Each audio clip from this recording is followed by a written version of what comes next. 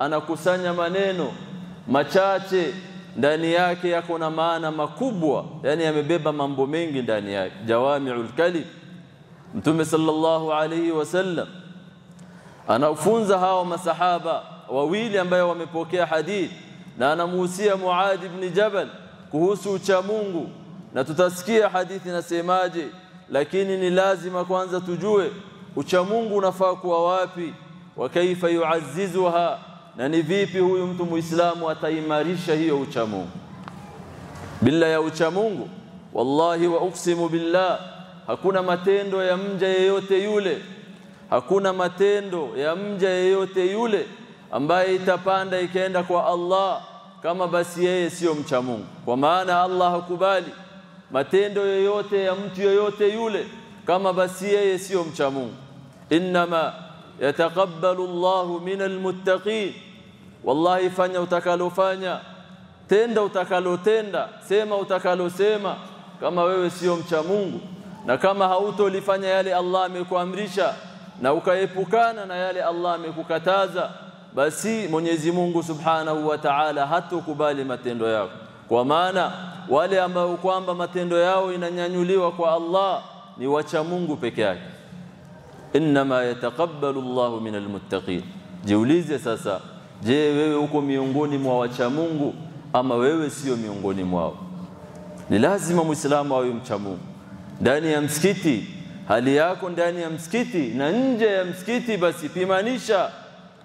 Usiwe mwema muumini mtukufu mtakatifu hapa ndani, alafu kule nje basi unafanya kila kisanga, kila aina ya dhulma, kila aina ya uovu na uchafu, na ukikuja ndani ya msikiti wewe ni mwema. Mwenyezi Mungu hawezi kubali, na hakuna yeyote kati yetu ambaye kwamba anaweza kumhada Allah Subhanahu wa Ta'ala. Anasema Rasul sallallahu alayhi wasallam, hadith ambaye kwamba ni sahih, ittaqillaha haythu ma kunt wa atbi'i sayyi'ata alhasanata tamhuha wa khaliqin nas bi khuluqin hasan.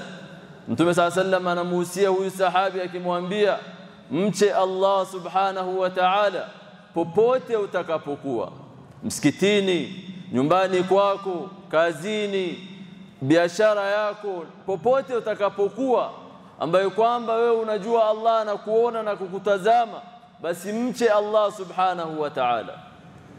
Mwanadamu anadhania basi akiwa kwa mwangaza ama akiwa ndani ya mujtama basi anajichunga na kila aina ya uovu na anajua Allah anamuona, lakini akibaki peke yake basi anaona basi Allah Subhanahu wa Ta'ala haoni chochote. Na hii ni makosa, ndugu Muislamu.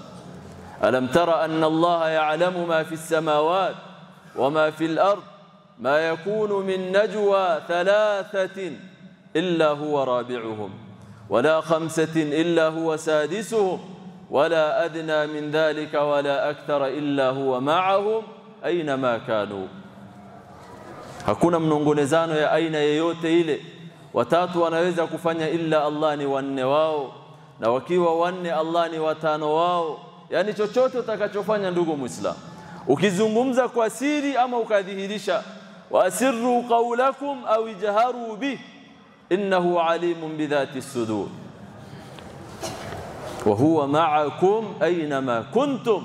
Allah yuko na nyinyi popote, lakini kwa elimu yake Allah Subhanahu wa Ta'ala anatazama kila mmoja wetu, yale khairi anafanya na ile shari na uovu anafanya, Allah Subhanahu wa Ta'ala anayajua. Ndio tukaambiwa basi, tukapatiwa ikhtiyar ya kuwa faman shaa falyu'min wa man shaa falyakfur. Lakini nyuma yake itakuja nini? Inna a'tadna lidh-dhalimina nara. Yule anataka na amini, yule anataka na mche Allah, yule anataka na muogope Allah, lakini vile vile na yule anataka basi afanye venye anataka, lakini nyuma yake kutakuwa na hisabu na nyuma yake kutakuwa na consequence. Hakuna kitu mwanadamu atafanya na itaenda bila ya malipo, imma khairi ama imma ya shar. Kwa maana hiyo mtume anamuhusia, anamwambia mche Allah popote utakapokuwa. Na hii haiendi kwa huyu sahabi peke yake. Sote sisi wanadamu wenye akili timamu tunafaa kumcha Allah popote tutakapokuwa. Na ucha Mungu ni mtu kuangalia mazungumzo yake, matendo yake, kila kitu katika maisha yake iwe imefungamana na uchamungu. Wa atbi'i sayyi'ata alhasana tamhuha, na ukifanya uovu basi fuatisha mema, bila ya shaka itafuta.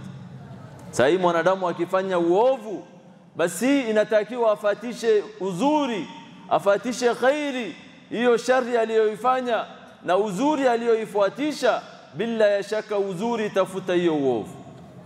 Na hii ndio rehema yake Allah subhanahu wa ta'ala. Mwanadamu anakosea usiku na mchana, unakosea, unaanguka ndani ya dhunub na maasi, lakini Allah yupo tayari kukuinua na kukusamehe. Lakini kwanza wewe utake kubadilika, kwanza wewe uwe tayari kwa mabadiliko, kwa maana Allah hatobadilisha watu mpaka wao wajibadilishe. Inna Allah la yughayyiru ma biqaumin hatta yughayyiru ma bi anfusihim. Huwezi kuwa unaketi unafanya uovu shari na huku unataka Allah subhanahu wa ta'ala ule fasadi na kubebe akubadilishe, haitowezekana. Kwa maana hiyo ukifanya uovu fatisha khairi, basi tafuta bila ya shaka. Wa khaliqin nas bi khuluqin hasan, na uishi na watu wote. Mtume hajasema waislamu ndani ya hii hadithi, mtume hajasema waumini, mtume anasema na uishi na watu waislamu na wasiokuwa waislamu, uishi na wao kwa tabia njema. Usiwaudhi, usiwaibie, usiwapige, usiwaue, usifanye chochote katika kuchukua mali yao, usivuke mipaka zao, usiibe ardhi yao, hali ya kuwa unasema wao sio waislamu. Uislamu umekemea na umekataza. Ishi na watu kwa tabia njema, na hii ndiyo hadithi ya Mtume Muhammad sallallahu alayhi wasallam. Na maana ya taqwa, ndugu Muislamu, ni mwanadamu an yaj'ala al-insanu bainahu wa baina ma yakhafuhu wa yahdharuhu, ni mwanadamu ajalie baina yake na yale anahofia na kutahadharia, wiqayatan, kinga iwe baina hiyo vitu. Ama bainahu wa baina adhabillahi wa ghadabihi wiqaya, ama aweke kinga baina yake na adhabu na hasira ya Mwenyezi Mungu, iwe na kinga. Ujue ukivuka hapa basi umetumbuka ndani ya adhabu, yani umeingia ndani ya adhabu, ama umeingia ndani ya hasara, ama umeingia ndani ya hasira yake Allah subhanahu wa ta'ala. So lazima iwe na kinga, iwe na borderline ambayo kwamba hauwezi kuvuka, na ukivuka basi consequence yake haitokuwa ya kawaida. Ndio unaona tumeletwa duniani, hii ni darul amal, sisi tufanye matendo, ndio kila mwanadamu akapatiwa ikhtiyar. Sisi waislamu hakuna yule anatolewa nyumba yake na fimbo na nguvu akuje msikitini asali, hakuna. Unaamka ukiwa unajua nisipo sali leo duniani, kesho akhira basi adhabu itaniongoja na inaanza kaburini, na nikisali basi nitapata radhi yake na janna ya Allah kesho siku ya kiyama. So mwanadamu akona hii choice, ukitaka unasali, ukitaka unaacha, lakini yote mbili nyuma yake kuna malipo. Ukikuja na khairi unalipwa na janna, ukikuja na uovu unalipwa na moto. Ndo barabara ni hizi mbili, fariqani la thalitha lahuma, fariqun fil jannati wa fariqun fis sa'ir. Umewahi sikia barabara ya tatu? Kuna barabara moja ya pepo, moja kwa moja hadi ndani ya pepo, na nyingine inaenda moja kwa moja mpaka ndani ya moto, wal iyad billah. Hapa katikati hakuna barabara, imma uwe muumini khalis, ama basi ufuate matamanio ya nafsi yako na sheitani na dunia, alafu kesho ujipate ndani ya hasara na adhabu yake Allah subhanahu wa ta'ala. Na ndani ya uchamungu, ndugu Muislamu, bihal falahu, kufaulu Mwenyezi Mungu amekusanya ndani ya uchamungu. Kufaulu ya huyu mwanadamu Allah subhanahu wa ta'ala ameweka ndani ya uchamungu. Wasaadatu fi ddarain, na saada ya dunia na kesho akhira vile vile Allah ameweka ndani ya uchamungu. Kama mtu sio mcha Mungu, basi wallahi anaishi hasara hapa duniani, na kesho akhira basi atakuwa ni mwenye kujutia. Kwa maana hiyo ni lazima basi sisi tuwe wacha Mungu. Allah anasema waman yattaqillaha yaj'al lahu makhraja. Aya nyingi merudi ndani ya Qur'an kuhusu ucha Mungu, na yule atamuogopa Allah subhanahu wa ta'ala, Allah humtengenezea njia ya kutokea. kwa kila uzito na shida atakalokuwa ndani, basi Allah humfungulia makhraj. Bora uwe mcha Mungu na umkumbuke Allah wakati wako wa raha na starehe, wakati uko sawa, una afya, una nguvu na akili zako ziko sawa, uko ndani ya neema, basi mkumbuke Allah. Wakati utapatikana na msiba, msukosuko na shida, Allah subhanahu wa ta'ala atakuja kukusaidia. Wayarzuquhu min haythu la yahtasib, na ukiwa mcha Mungu Allah atakuruzuku kwa pahala ambaye kwamba wewe hautarajii kabisa. Wallahi uqsimu billah, ucha Mungu ndugu Muislamu, kila khairi imebaki ndani ya ucha Mungu. Alkhairu kullu alkhairi fi taqwa, khairi zote Allah subhanahu wa ta'ala ameweka ndani ya ucha Mungu. Wa man yattaqillaha yukaffir anhu sayiati, na yule atamcha Allah na kumuogopa, Allah atamfutia madhambi zake, Allah atamsamehe madhambi zake. Wa yu'dhim lahu ajra, na Allah atampa ujira uliokuwa mkubwa sana. Kesho siku ya kiyama Allah atakulipa sheikh, utapata janna na kisha utapata radhi yake Allah subhanahu wa ta'ala. Lakini sharti wewe uwe mcha Mungu. Wa man yattaqillaha yaj'al lahu min amrihi yusra, na yule atamcha Allah, Allah atafanya mambo yake yote itakuwa ni mepesi, mambo yako yote yatakuwa sahali. Hakuna mahala utaamka ukielekea ama jambo ambalo kwamba utalitaka kulifanya ama ukalitamani kwa moyo wako, na Allah akakuwekea uzito kila kitu ambaye kwamba utataka, iwe watoto, wanawake, mali, cheo, madama wewe ni mcha Mungu, Allah subhanahu wa ta'ala atakurahisishia. Na hii ni ahadi yake Allah, wa man yattaqillaha yaj'al lahu min amrihi yusra, mambo yako yote yatakuwa mepesi. Bora tusikiwe wacha Mungu. Kwa maana hiyo lazima tupigane na nafsi na shetani, na vile vile kufaulu kesho siku ya kiyama bado umefungamana na ucha Mungu. Allah anasema wa in minkum illa wariduha kana ala rabbika hatman maqdiya, na hiyo barabara ya sirat kila mwanadamu atapita juu yake, na hivyo ndio Mwenyezi Mungu ametaka iwe na ni lazima itimie. Kisha Allah anasema thumma nunajji alladhina ittaqaw, kisha tutawaokoa wale ambao kwamba walikuwa wacha Mungu duniani, wanadharu adh-dhalimina fiha jithiya, alafu tutawaacha wale madhalim, makafiri, waliomuasi Allah, waliokataa kuwa wacha Mungu, hali ya kuwa wamepiga ndani ya moto wa jahannam magoti. Wanadharu adh-dhalimina fiha jithiya. Kwa maana hiyo Allah siku zote anaokoa wacha Mungu. Wayunajji Allahu alladhina ittaqaw bimafazatihim la yamassuhum as-su'u wa la hum yahzanun. Allah huwaokoa na siku ya kiyama hawatakuwa na huzuni na hakuna shari ama ubaya yoyote ambayo kwamba itawagusa wao. Kwa maana hiyo ndugu Waislamu, ni lazima basi sisi tuwe wacha Mungu kwa ajili ya maslahi yetu ya hapa duniani kabla ya akhira. فلا نجاة من النار إلا بالتقوى ولا دخول للجنة إلا بالتقوى ولا سعادة إلا بالتقوى. والله يكون كويبكانا نموت وجهنم إلا كوشمون، ولا دخول للجنة إلا بالتقوى، na hakuna kuingia ndani ya janna yake Allah mpaka sisi tuwe wacha Mungu. Na hakuna kuishi maisha ya starehe hapa duniani, maisha ya kuwewe unapenda na ya kufaulu, illa sisi tuwe wacha Mungu. Leo kuna watu wako na mali, wako na cheo, wako na kila kitu, lakini wanaishi maisha ya dhiki, maisha dhanka. Kwa maana gani? Hawana ucha Mungu. Mali yao imewapeleka mbali na kumcha Allah subhanahu wa ta'ala. Mali yao imewafanya wakakuwa vichwa ngumu, wakakuwa madhalim, wakakuwa hawamuogopi Allah subhanahu wa ta'ala. Kwa maana hiyo kama mali yako haiwezi kukuzuia wewe, haiwezi kukusaidia wewe kuwa mcha Mungu, basi mali kama ile basi ni ya kukuangamiza wewe na haina khairi yoyote juu yako.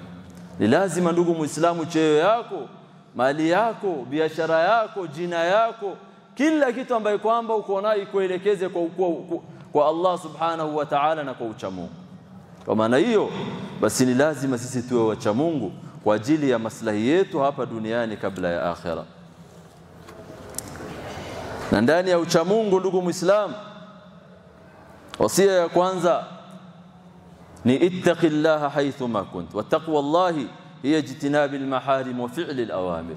Na takwa ya Mwenyezi Mungu, cha Mungu, ni mtu kuachana na yale yote Allah amekataza na kuyachukua yale yote Allah subhanahu wa ta'ala ameamrisha, na hii ndio ucha Mungu. Hadhihi hiya at-taqwa, an taf'ala ma amaraka Allah bihi ikhlasan lillah wattiba'an li rasulillah sallallahu alayhi wasallam, na mtu kumfuata na kumuiga Mtume Muhammad sallallahu alayhi wasallam. Ni kutenda yale Allah anataka na kuyaacha yale Allah amekataza. Basi ndio ucha Mungu. Yale yote Allah anapenda na anaridhia ifanye, na yale yote Allah hataki na amekataza iache. Kwa maana hiyo, ndugu Muislamu, ni lazima basi tuwe wacha Mungu sote. Tuangalie tunasema nini, tuangalie tunatenda nini, tuangalie tunaishi na watu vipi, kwa maana yale tutatenda leo basi ndio tutakutana nao kesho siku ya kiyama. Kwa maana darul akhirah hiya darul jazaa, akhira ni siku ya malipo na sio siku ya matendo. Matendo tunamalizia hapa, mtu akiingia kaburini basi mambo yake yameishia pale. Akhira kila mmoja anaongoja result, ni vipi basi tutapata yale ambayo kwamba tulipeleka na kutanguliza mbele ya Allah subhanahu wa ta'ala. Walwasiyatu thaniya, atbi'i sayyi'ata alhasana tamhuha, ni mtu kufuatisha uovu alilolifanya afuatishe mema, kwa maana itafuta hiyo uovu. Ay idha amilta sayyi'atan fattabi'ha bihasanatin fa innal hasanati yudhhibna as-sayyi'at, kwa maana uovu ambayo kwamba umetenda itafutwa na ile mema ambayo kwamba umefuatisha. Na ndani ya Qur'an suratu Hud Allah subhanahu wa ta'ala anatueleza aqimis salata tarafiya an-nahari wa zulafan min al-layli innal hasanati yudhhibna as-sayyiati dhalika dhikra lidh-dhakirin. Kuna sahabi wa Mtume Muhammad sallallahu alayhi wasallam alimbusu mwanamke, shetani akamuongoza na pamoja na nafsi yake, basi akambusu mwanamke, na hii maneno ikamtatiza ikamsumbua. Akakuja kwa Mtume sallallahu alayhi wasallam na akaambia, ewe Mtume wa Allah, nimefanya hili kitendo. Basi akiwa pale pale Mtume sallallahu alayhi wasallam aya ikamteremkia, aya ikateremka juu ya Rasul sallallahu alayhi wasallam, watu wasimamishe sala nyakati mbili ya mchana na nyingine ya jioni. Kisha Mtume Mwenyezi Mungu anasema innal hasanati yudhhibna as-sayyi'at, hakika ya khairi na mema huyafuta maovu ambayo kwamba huyu mwanadamu amefanya. Dhalika dhikra lidhakirin. Kwa maana hiyo, hii sala ambayo kwamba sisi tunasali, tukisali saa hii salatu dhuhr mpaka sala ya alasiri, yale ambayo kwamba sisi tutafanya madogo madogo, basi baina hizi sala mbili itakuwa ni yenye kufuta. Nyingine ambayo kwamba itatusaidia sisi kufuta yale maovu ambayo kwamba tumefanya ni tauba, fa inna taubati min afdalil hasanat, wa maana tauba ndiyo hasana nzuri kwa huyu mwanadamu, kama qala Allahu azza wa jalla inna Allaha yuhibbu at-tawwabin wa yuhibbu al-mutatahhirin. Allah anapenda wale wanaotubia, kwa maana mimi na wewe tuna sifa ya kukosea. Kullu bani adama khata, wanadamu wote ni wachafu, lakini wabora wao ni kina nani? Ni wale wakijua wamekosea wanarudi kwa Allah subhanahu wa ta'ala kuomba msamaha. walladhina idha fa'alu fahishatan aw dhalamu anfusahum fastaghfiru Allah lidhunubihim waman yaghfiru adh-dhunuba illa Allah. walladhina idha fa'alu fahishatan aw dhalamu anfusahum dhakaru Allah fastaghfiru lidhunubihim, ni wale ambao kwamba wakifanya uovu wakavuka mipaka, basi wanamkumbuka Allah, wanaomba msamaha kwa Allah, kwani ni nani mwenye kusamehe madhambi isipokuwa Allah? Kisha Allah anasema walam yusirru ala ma fa'alu wa hum ya'lamun, na hawarudi yale ambayo kwamba walitenda uovu, yale walioifanya hali ya kuwa wanajua na wanatambua. Kwa maana hiyo tauba, ndugu Muislamu, ndiyo hasanat ambayo kwamba ni bora kwa huyu mtu mwanadamu. Allah anasema watubu ila Allahi jami'an ayuha almu'minuna la'allakum tuflihun, namrudini kwa Allah, mtubieni kwa Allah enyi waumini mkitaka kufaulu. Na falahi imewekwa ndani ya tauba. ikiwa mimi na wewe tunataka kufaulu, basi tufanye tauba. Na tauba mwanadamu anafaa kufanya katika maisha yake yote, kwa maana ni wajibu kila Muislamu mwanamume na kwa kila Muislamu mwanamke. Wakadhalika al-a'malu salihah tukaffiru sayyi'at, na vile vile matendo mema ambayo kwamba sisi tunafanya kama sala, kama kufunga, haya nao yanafuta maovu ambayo kwamba sisi tumefanya. Kama qala an-nabiy alayhi salatu wassalam, as-salawatu al-khams wal-jum'atu ila al-jum'ah wa ramadhanu ila ramadhan mukaffiratun ma bainahunna idha ijtunibatil kaba'ir. Sala tano kwa sala tano, Ijumaa hadi Ijumaa nyingine, Ramadhan hadi Ramadhan nyingine, inakuwa ni mukaffirat ya baina ya hii wakati mbili, baina ya sala ya dhuhuri na sala ya alasiri, baina ya alasiri na almaghribi, maghrib na isha, ile yale utafanya, lakini kwa sharti idha jtunibatil kaba'ir, ikiwa huyu mwanadamu atajiepusha na yale madhambi ambayo kwamba fala budda afanye tauba. Kuna madhambi ambayo kwamba ni lazima ukuje na tauba, na ukuje na sharti za tauba zote ambayo kwamba ulama wametuwekea pale. Lakini yale madogo madogo ambayo utatereza ukayafanya, basi sala itakuwa ni yenye kufuta. Ama Ijumaa hii hadi Ijumaa nyingine, yale madogo madogo utafanya itakuwa ni yenye kufuta. Ama Ramadhan tuliyoimaliza hadi Ramadhan inayokuja, baina hizi Ramadhan mbili, yale madogo utakayofanya itakuwa ni mukaffiratun ma bainahun. Lakini idha jtunibatil kaba'ir, ikiwa mwanadamu atajiepusha na yale ambayo kwamba ni makubwa ambayo kwamba yanahitaji tauba. Falhasanatu, basi elewa ndugu Muislamu, mema yudhibna as-sayyi'at, ni yenye kufuta maovu. Ukisali sala hii ukiwa na ikhlas namna inayotakiwa, ukakuja na wajibat zake, arkan zake, kila kitu ambayo kwamba mtume ametufunza sallallahu alayhi wasallam, sala ambayo kwamba imekamilika kwa sharti zake, basi itakuwa ni yenye kukufutia na itakuwa ni yenye kukuongoza kwa khair. Kwa maana taa inaita taa nyingine na uovu inaita uovu nyingine. Kwa maana hiyo tutumie a'malu salihah ili Allah afute madhambi sote ambayo tumeketi hapa. Kila mmoja akona upungufu na kila mmoja anamkosea Allah subhanahu wa ta'ala. Barakallahu li wa lakum fil Qur'anil azim, nafa'ani wa iyyakum bima fihi min al-ayati wadh-dhikril hakim. aqulu qawli hadha wa astaghfirullaha li wa lakum wastaghfiruhu innahu huwal ghafurur rahim.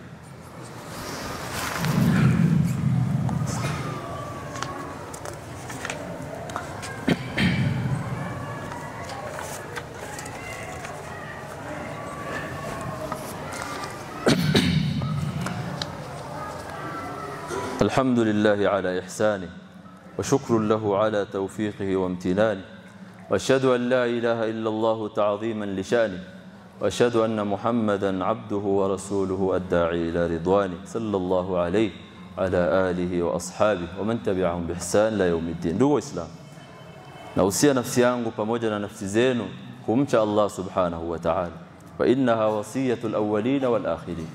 Na hii ucha Mungu ndio wasia ya wale waliotutangulia na vile vile ni wasia yetu sisi. Walaqad wasayna alladhina utul kitaba min qablikum wa iyyakum an ittaqullah. Allah anasema na tuliwahusia waliowatangulieni nyinyi na pamoja na nyinyi mcheni Allah subhanahu wa ta'ala. Fa in takfuru, na mjue mkakataa kuwa wacha Mungu mkasusia, fa inna lillahi ma fi samawati wa ma fi al-ard wa kana Allahu ghaniyan hamida. Allah ni yale yote yako samawati ni yake na yale yote yako ardhini ni yake, na Allah subhanahu wa ta'ala ni mkwasi msifiwa. Ndugu Muislam, ucha Mungu katika maisha yetu ni lazima. Amma jumla ya tatu katika hadithi ya Mtume sallallahu alaihi wasallam, wa khaliqin nas bi khuluqin hasan, na uishi na watu kwa tabia njema, tabia ya kuridhisha. Mama Aisha radhiyallahu anha aliulizwa vipi ilikuwa tabia ya Mtume Muhammad sallallahu alaihi wasallam, na hakusita bali alijibu akisema kana khuluquhu alquran. Tabia ya Mtume Muhammad ilikuwa ni Qur'an. Tabia yake hii Qur'an ambayo tunaiona basi ilikuwa ni Qur'an, kana Qur'anan yamshi. Ukitaka tabia ya Mtume Muhammad rudi ndani ya Qur'an, na Allah akamsifu ndani ya kitabu chake, wa innaka la'ala khuluqin 'adhim. Na sisi tukaambiwa wakumuiga na wakumfuata ni nani? Mtume Muhammad sallallahu alayhi wasallam. Laqad kana lakum fi rasulillahi uswatun hasana. Kwa nani? Liman kana yarju Allah wal yawmal akhir. So hatutomuiga yeyote yule katika wanadamu, awe nani, awe na cheo gani, awe na sifa gani, awe na jina analotaka, lakini yule tunamuiga nani? Mtume Muhammad sallallahu alaihi wasallam kwa muamala yetu yote. Nasikiza hadithi vizuri, mtume hajazungumzia waislamu, mtume amezungumzia wanadamu wote. Hata yule jirani yako ambaye sio muislamu, jifunze ni vipi utaishi naye, ni vipi utaishi naye mpaka ajue Uislamu ni dini ambayo kwamba inaamrisha haya huyu anafanya. Lakini leo wasiokuwa waislamu wanakataa kuchukua Uislamu kwa maana ama kwa yale ambayo kwamba mimi na wewe tunafanya. Unapata kijana wa Kiislamu ni mwizi, kijana wa Kiislamu ni muuaji, kijana wa Kiislamu ni mzinifu. Asiyekuwa Muislamu atafikiria nini? Ya kuwa Uislamu yanaruhusu haya yote. Uislamu hayaruhusi shia. Uislamu imeweka kila kitu wazi, barabara yote ambayo kwamba Myahudi alikuja kwa Mtume Muhammad sallallahu alaihi wasallam akawaambia masahaba, alikuja kwa masahaba wa Mtume akawaambia laqad allamakum nabiyukum kulla shay, amewafunzeni mtume wenu kila kitu, hata namna ya mtu kujisaidia ndani ya choo. Hii ndio Uislamu. Na alipokuwa anakufa Mtume sallallahu alaihi wasallam, aya ya mwisho ambayo imemteremkia, al-yawma akmaltu lakum dinakum wa atmamtu alaykum ni'mati wa raditu lakum al-islam dina. Uislamu shatimia, Uislamu imekamilika, neema ya Allah imetimia juu yetu na Allah ameturidhia na kutuchagulia Uislamu. Sasa tuangalie tusifanye jambo ambalo kwamba litachafua na kutia dosari Uislamu kule nje alafu ukajutia maisha yako yote. Usifanye jambo ambalo kwamba litatia jina la Uislamu dosari alafu asiyekuwa Muislamu akaona hii ndio Uislamu na akakisusia na kukataa kuingia ndani ya Uislamu. Ni sisi tuwaoneshe wasiokuwa Waislamu tabia na kila kitu imekamilika ndani ya Uislamu. Mtume Muhammad tabia yake, mama Aisha anatueleza, kana khuluquhu alquran, tabia yake ilikuwa ni Qur'an. Allah anamsifu anasema, wa innaka la'ala khuluqin adhim. Mimi na wewe tunamuiga nani? Tunajifananisha na nani? Ndio tufanye visanga na vitimbi ambayo kwamba leo sisi tunafanya. Wallahi inasikitisha kusikia kijana Muislamu ameua mtu, kijana Muislamu amepokonya mtu, kijana Muislamu ameweka msichana wa watu mimba, kijana wa Muislamu amefanya kadha wa kadha, na ikatia Uislamu dosari. Itakuwa ni jambo la kusikitisha ndugu Muislamu. Anasema Mtume sallallahu alayhi wasallam, hadithi aliyopokea Abi Darda radhiyallahu anhu, ma min shay'in, na hakuna jambo athqalu fi mizani almu'min yawm alqiyama, ambalo litafanya mizani ya huyu mtu mu'min kesho siku ya kiyama ikakuwa nzito. Siku ya kiyama mizani zingine zitakuwa nzito na zingine hazitakuwa nzito ndugu Muislamu. Zingine zitajazwa na khairi na zingine wallahi zitaangushwa na shari na uovu. Anasema na hakuna kitu ambalo kwamba litafanya mizani ya huyu mtu muumini kesho siku ya kiyama ikakuwa nzito min husni alkhuluq, zaidi ya mtu kuwa na tabia njema. Alafu jipime, usiwe tu kuwa na tabia mzuri wakati tu unasali, wakati haujakasirishwa, wakati haujakosewa. La, Muislamu anajipima wakati yote mbili, wakati uko sawa na wakati umeudhiwa, mtu akavuka mipaka zako zote. Yale utanena na reaction ambayo kwamba utaonesha ndio itadetermine tabia yako imefikia kiwango gani. Utapata mtu mwema mzuri, wacha tu akosewe, ama labda mtu amtusi, alafu utaona rangi zake za ukweli na uhakika. Mtu kama huyu matusi atatukana mama ya nani, baba ya nani, jamii ya nani, dini ya nani, hata kuwa ni mipaka, kwa maana tu amekasirika na hasira yake imeonesha rangi yake ya ukweli. Tusiwe kama watu kama wale, na tutambue ya kuwa mizani yetu tukitaka iwe nzito siku ya kiyama, basi tuwe na tabia njema. Na vile vile bwana mtume anasema alayhi salatu wassalam, akmalul mu'minina imanan ahsanuhum khuluqa, akmalul mu'minina imana ahsanuhum khuluqa. Na waumini ambao kwamba imani yao imekamilika, imani zao zimekamilika, ni wale ambao kwamba tabia zao ni nzuri. Hauwezi ukadai uko na imani na huku tabia yako ni mbovu. Hauwezi. Lazima ujiweke juu ya mizani, uangalie tabia yako, muamala, anzia kwa nyumba yako na familia yako. Vipi unaishi na mke wako? Vipi unaishi na watoto wako? Alafu majirani zako, alafu wanabiashara wenzako, alafu ndani ya mujtama, uangalie tabia yako, jiweke juu ya mizani. Wakati utaona basi kuna dosari na upungufu, basi rekebisha kabla haujaibika, ndugu Muislamu. Na ili useme wewe ni mu'min ama watu wakusifu na wewe ni kuwa wewe ni muumini, basi ni lazima uwe na tabia njema, lazima tabia yako ikamilike. Na vile vile ar-Rasul anasema sallallahu alayhi wasallam, innal mu'mina, hakika ya huyu mtu muumini, la yudriku bihusni khuluqihi, inampelekea ama inampeleka katika daraja ya yule mtu ambaye kwamba amefunga usiku, amefunga mchana na amesimama usiku kwa ajili ya qiyamul layl, tabia yake njema inampelekea vile. Anasema innal mu'mina, hakika ya huyu mtu mu'min, la yudriku bihusni khuluqihi, inampelekea tabia yake njema daraja ya wale ambao kwamba wanafunga mchana, saimin nahar wa qaimil layl, yule anafunga mchana kutwa na usiku amesimama mbele ya Allah akimueleza haja zake na akimuomba msamaha.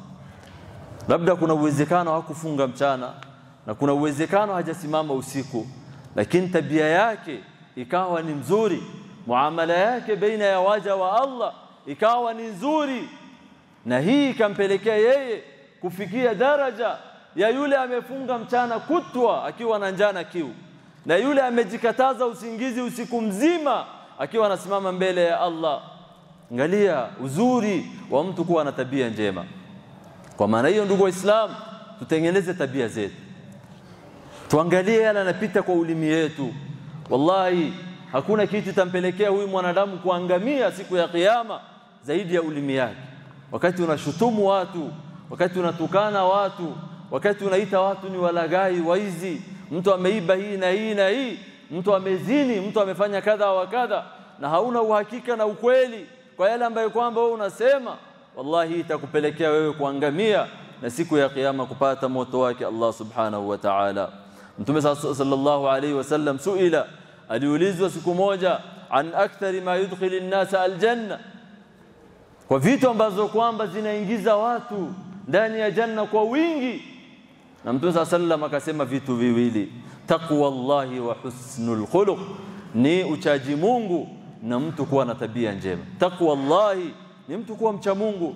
Bila ya ucha Mungu hauwezi kuwa na tabia njema, na hauwezi kuwa na tabia njema na wewe ukakataa kumcha Allah. Hizi vitu mbili zinafuatana hivi, moja kati yao ikienda, basi ile nyingine inaifuata bila ya shaka. Idha rufi'a ahaduhuma rufi'a al-akhar. Ucha Mungu na tabia njema ziko hivi hivi, moja kati yao ikikosekana ndani ya maisha ya huyu mwanadamu, ile nyingine inakaa wapi sasa? Haina pahala pa kukaa. Kwa maana hiyo tutengeneze tabia yetu, tutengeneze tabia yetu, na ndani yetu basi tuishi na tabia ambazo kwamba ni za kuridhisha, tabia ambazo kwamba asiyekuwa Muislamu basi akaiona, akaangalia na kisha akapenda na akajua Uislamu inaamrisha haya na sio yale ambayo kwamba wale wengine wanafanya. Sisi tunafaa kusilimisha watu na tunafaa kuvuta watu na kualika watu ndani ya Uislamu kupitia tabia zetu. Kwa maana hiyo tumcheni Allah sote. Sote ambaye kwamba tunakaa hapa, wallahi sisi wote ni muhtaji. Sote tunamhitaji Allah. Tumche Allah subhanahu wa ta'ala, turudi kwa Allah. Na mtu anamcha Allah vipi? Fanya yale Allah amekuamrisha. Sali sala tano kwa wakati yake. Fungua kitabu cha Allah. Isiwe tu mwisho ulifungua kitabu Ramadhan. Ulikuwa unasoma Ramadhan Qur'an, hata saa hii soma Qur'an. Fanya adhkar, sadaqa ulikuwa unatoa zidisha, ile mambo muamala ulikuwa unafanya familia yako endelea. na haya ndio yatakupelekea wewe kuwa mcha Mungu. Epusha tumbo wako kuingia haramu, epusha mdomo yako na haramu, epusha tupu yako na haramu. Na ukifanya haya yote ni wewe kufanya yale Allah amekuamrisha na kuyaacha yale yote Allah amekukataza. Na hii ndio ucha Mungu. Kisha ukitereza ukafanya maovu, usikate tamaa na rehema ya Mwenyezi Mungu, ukasema mimi nimefanya kadha wa kadha wa kadha na basi imetosha, hakuna pahala pa kukimbilia.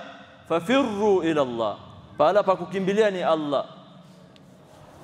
Walau hata dhambi yako imefika anana samaa, dhambi yako hata ikiwa imejaza mpaka mbinguni pale, na ukaiona yale umefanya yote kwa hesabu, ukoona basi imejaza, Allah anasema nini? Kuja kwangu, omba msamaha, ghafartu laka wala ubali, mimi nitakusamehe wala sijali. Huyu ndo Allah.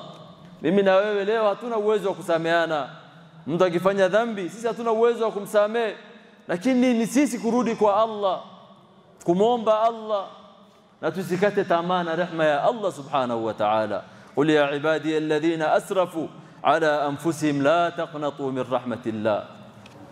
Mwanadamu hapaswi hata siku moja ama hata dakika moja akakata tamaa na rehema yake Allah, akachoka, akaona basi imefika mwisho, wacha tu niongoje feti yangu kutoka kwa Allah. Hii ni makosa sheikh. Hata ukifanya nini, hata ukimshirikisha Allah na hujakufa ndani yake, uko hai, ukirudi kwa Allah, Allah subhanahu wa ta'ala yuko tayari kukupokea kwa mikono miwili. Tukifanya maovu tuyafatishe mema na itafute, na tuishi na watu kwa tabia njema, na hii ndio wasia ya Mtume Muhammad kwetu sisi kama umma wake. Ndugu Waislamu, yale yote nimesema ikiwa ni haki na ya ukweli metokamana na Allah subhanahu wa ta'ala. Ikiwa nimekosea na yale nimesema basi hayakuwepo, basi imetokamana nafsi yangu na shaytan. Naomba Allah msamaha, na waeleza nyinyi udhaifu niliokuwa nayo. Wama uridu an ukhalifakum ila ma anhaakum anhu in uridu illa al-islaha mastata'tu wama tawfiqi illa billahi alayhi tawakkaltu wa ilayhi unib. Uhibbu as-salihin wa lastu minhum la'alli an anala bihim shafa'a wa akrahu man tijaratuhu al-ma'asi ولو كنا سواء في البطاعة. سلوا وسلموا على من اختاره الله حاملا لنبوة وخاتما للرسالة، محمد بن عبد الله سيد البرية. إن الله وملائكته يصلون على النبي يا أيها الذين آمنوا صلوا عليه وسلموا تسليما. اللهم صل وسلم وزد وبارك على عبدك ورسولك محمد، وارض اللهم عن الصحابة والتابعين والتابعين ومن تبعهم بإحسان إلى يوم الدين. اللهم أعز الإسلام والمسلمين وذل الشرك والمشركين ودمر أعداءك أعداء الدين يا رب العالمين. اللهم آت أنفسنا تقواها، زكيها أنت خير من زكاها، زكيها أنت خير من زكاها، زكيها أنت خير من زكاها، أنت وليها ومولاها برحمتك يا أرحم الراحمين. اللهم إنا نسألك الهدى والتقى والعفاف والغنى برحمتك يا أرحم الراحمين. عباد الله، سبحانك أشهد أن لا إله إلا أنت أستغفرك وأتوب إليك. قوموا إلى صلاتكم.